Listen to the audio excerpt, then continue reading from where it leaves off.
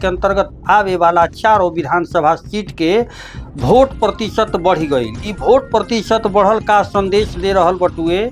Vote प्रतिशत केकल बढ़ल बटुए, पिछला चुनाव में जौन विधानसभा के चुनाव भइल ओहमें चारों विधानसभा में वोट प्रतिशत का रहे आ अब ताजा वोट प्रतिशत का बटुए, यही पर आज चर्चा कई जाए। भोजपुरिया समाचार और सबके बता देव कि पहला फेज के चुनाव खत्म हो गई बटुए। पहला फेज के चुनाव खत्म भइला के बाद वोट के प्रतिशत का बा ई सब जान ली, लेकिन निहोरा बा कि चैनल पर नया बानी तो सब्सक्राइब कर ली, फेसबुक पेज पर देखतानी तो फॉलो कर ली, देखला के बाद खबर के शेयर जरूर करी।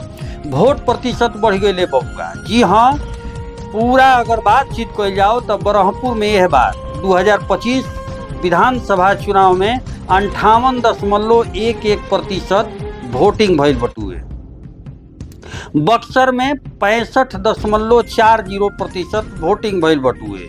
डुमरांव 60.30% वोटिंग भइल बा। वही राजपुर में 62.36% वोटिंग भइल बटुए। अभी तो हो गई कि यह विधानसभा चुनाव में ई वोटिंग भइल बटुए, लेकिन पिछला विधानसभा के जान ली कतना कतना रहे। बरहमपुर में 49.09%, बक्सर में 54.39%, डुमरांव में 56.32% और राजपुर में 54.98%।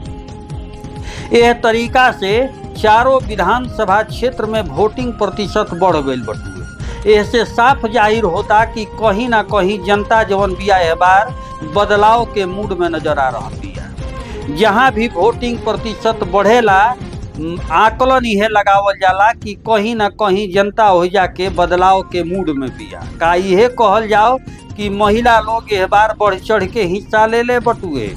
का यह कहल जाओ कि महिला के जौन बटुए यह बार मतदान में खूब सक्रिय भागीदारी रहल बटुए, जेकरा चलते जमन बा वोटिंग प्रतिशत बढ़ गई बटुए। दोनों जगह के अगर आकलन कइल जाओ बरहमपुर के तो जहां 49 पिछला बार रहे अब की बार 58 हो गई बटुए। इस सीधा सीधा दर्शावता कि 9% वोटिंग बढ़ चुकल बटुए। वही अगर हमनी के बक्सर के बात के चीज करी जा तो यह बार 65 हो गई बा 54 से सीधे सीधे 12% के लंबा छलांग उड़ैले बटुए। 11% के माफ करब 11% के लंबा छलांग लगल बटुए। वही अगर डुमरांव के बातचीत कइल जाओ तो 60 भइल बटुए, पिछला बार 56 रहे यानी 4% के बढ़ोतरी भइल बा। वही राजपुर के बातचीत कइल जाओ तो 54.98 लगभग 55 रहे, यह बार 62 हो गई बटुए। तो ऐसे अंदाजा लगावल जा रहा बा कि कहीं ना कहीं जनता जवन बिया बदलाव के मूड में बिया। यही से ये आकलन लगावल जाता कि कहीं ना कहीं जवन बा वोटिंग प्रतिशत अगर बढ़त बढ़ुए तो वही जब जनता बदलाव के मूड में रहे। रउरा सबके बता दी कि बक्सर में प्रत्याशी तमाम रहल हन, हालांकि मुख्य तौर पे जौन प्रत्याशी जनसुराज महागठबंधन आ एकरा अलावे एनडीए के बीच ही मुकाबला आ बीएसपी भी कम नहीं खे आंकल जात। मुकाबला बटुए हर जगह चारों क्षेत्र में, लेकिन अब देखे के बा कि जीत के सेहरा केकरा ऊपर सजत बड़ुए। मतदान जौन बटुए है जाके पुलिस प्रशासन के सक्रियता से शांतिपूर्ण तरीका से पूरे बक्सर जिला में संपन्न हो गए। ये चुनाव के संपन्न करावे खातिर जिलाधिकारी एसपी शुभम आर्य खास करके डीआईजी साहब सत्य प्रकाश जी भी जगह जगह मुआयना कैनी। मुआयना के परिणाम रहल कि शांतिपूर्ण ढंग से ई चुनाव जौन बा संपन्न हो चुकल बटुए। पूरे बक्सर जिला में कहीं से भी कोनो अप्रिय घटना सामने नइखे आई। और साथे साथ और कतार जौन बटुए महिला पुरुष के वो पूरा लंबा रहल, जेकर परिणाम रहल कि जौन वोटिंग होत रहल अटुए शांतिपूर्ण, साथे साथ प्रतिशत भी वोट के बढ़ गई बटुए।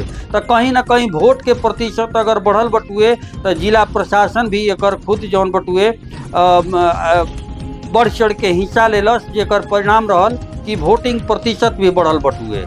और सबके बता दी कि लगातार एसपी के द्वारा अपन कर्मी लोग के अलर्ट मोड पे रखल जात रहे। लगातार हर थाना हर पुलिस पूरी तरह से सक्रिय नजर आई। डीएसपी लोग भी मैदान में रहन, खुद एसपी मैदान में रहन, जेकर परिणाम रहल कि चुनाव जौन बा शांतिपूर्ण ढंग से संपन्न हो गई बटुए। लेकिन वोट प्रतिशत बढ़ल ई बता रहल बटुए।